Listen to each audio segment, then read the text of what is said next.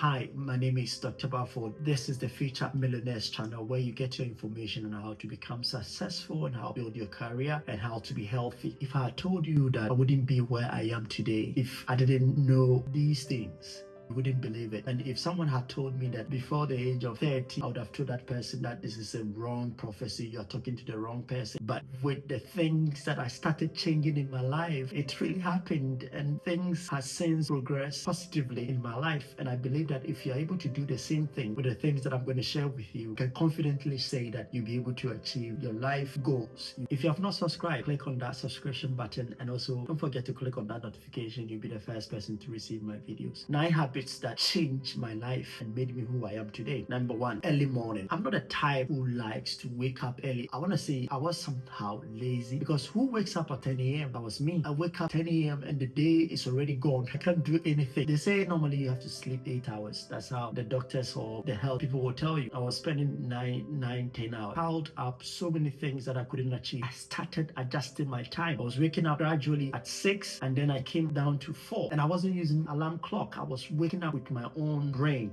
I can wake up at any time, but early, not late. And do you know what happened?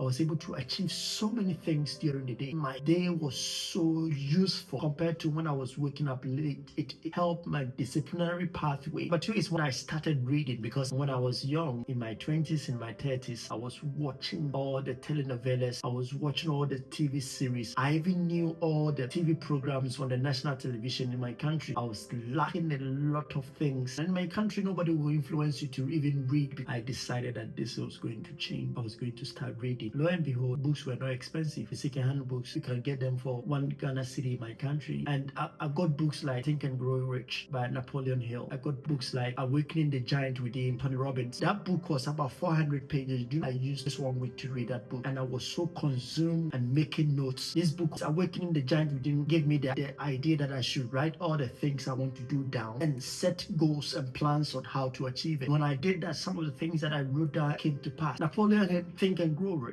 gave me the idea that irrespective of where you are, where you come from, if you're determined to become successful, you can become successful. So reading is one of the things that will influence your ability to become successful. Don't be social media consumer. Number 3 is consistency in exercising. But when I show you my previous pictures when I was in Ghana, I look like a more nourished person, because I was too skinny. I was so shy of myself. I didn't have any confidence in me. I decided I'm going to build muscle. So just beside my house where I live, there was a small bush. Those days we didn't have a gym where you have to go and exercise and come back. You need to build your own gym in your own home. So what you can do is either you use a broken car metals, you build your own dumbbell concrete, or a barbell concrete, and you build your own gym. And that's what I started doing before going to China to practice medicine. And that is where I started exercising consistently. And when I went to China, there was a gym in my university. So I registered quickly and I started going. And that's where things began to change. I built more muscles. I was confident in myself, and people started to say, oh, I like your muscles. Oh, I like your biceps. Oh, your triceps is nice. Oh, your muscles. So you have very nice muscles. It was hard work. It was consistency. And I decided that was what I was going to do. And it happened. Number 4, keeping journal and self-reflection. I didn't like to reflect on the things I've done. I always keep going and not knowing what where I was and where I have been. So when you try to keep records of for the things that you've done, it keeps you moving in the right direction. It gives you the path to progress in whatever you're doing. That is what I started doing when I started keeping record, writing things down, telling myself what I wanted to do and writing them down, and the plans that I wanted to do them accordingly.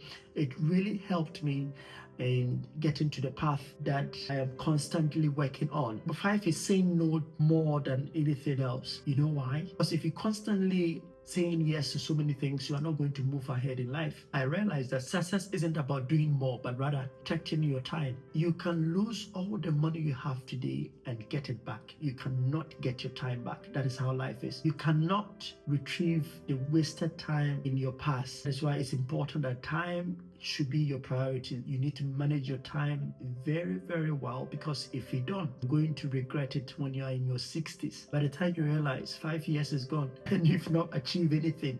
So make use of your time. Plan ahead. Know what you're doing. Know the kind of things you invest your time in. Sometimes I feel like going back to my secondary school time and change certain things, but I can't. I feel like going back to med school, which I completed years ago, and change certain things, but I can't. Sometimes you feel like, why didn't I keep this money in this investment? Number 6 is financial discipline. Boy, this is the type of topic or habit that I was really lacking. I didn't know how to manage my money, and it really haunted me now, because if I had not studied how to manage my money, I would have been bankrupted by now. A lot of people are borrowing just to spend, just to have some trips, vacations, buy new cars, clothing. The most expensive thing that you can spend on is clothing. It's so expensive.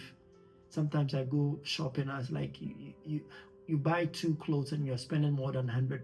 So you need to be very mindful when you're spending. I'm not saying don't spend, but mindfully spend. People say money is root of all evil. Well, it's wrong. It's not root of all evil. Money is root of all evil when you don't know how to manage your money. But money is very, very, very good. If you have money, you can do a lot of things. Money will change so many things in your life when you know how to manage it. If you are spending overboard, you have to start thinking about managing your money. That's why I recommend that you read books like The Psychology of Money, where you'll be able to know how to manage your money, where you have to invest, how you have to invest, how much you need to set aside to invest. There's so many things online that you can learn. There's so many books that you can read when it comes to your finances. Number 7 is gratitude practice. You might think that it's not important to show gratitude to yourself when you achieve something, but I can confidently say that when you show gratitude, it really helps you to know that what you're doing is right. It gives you the strength, the encouragement to move on ahead in life. So for instance, if you've lost 5 kg and your plan was to lose 10 kg, you need to celebrate it because you have done something great, something nobody else would have done. Celebrate when you achieve something small. It will help you achieve something bigger. Number 8 is continuous learning.